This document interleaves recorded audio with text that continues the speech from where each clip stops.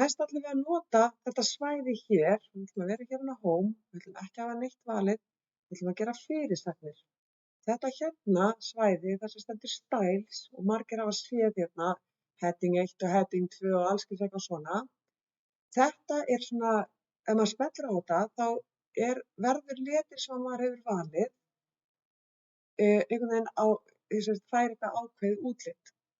Og heading 1 þýðir fyrirsögn 1, það þýðir svona aðalfyrirsögn og við ætlum að smella á það.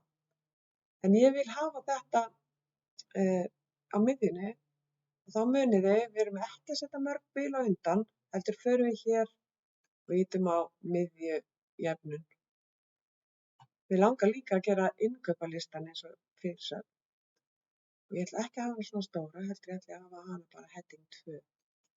Og sjáum við, hún verður aðeins minni heldur en hér. Þetta hérna nefnilega er svæði sem þið eftir að læra betur á þegar þið komið í 7. bekk. En þarna getum við unnið með það að vera fyrirfram búin að ákveða hvernig útlit er á einhverju texta til þess að þurfi ekki vera að stilla mörgum sinnum.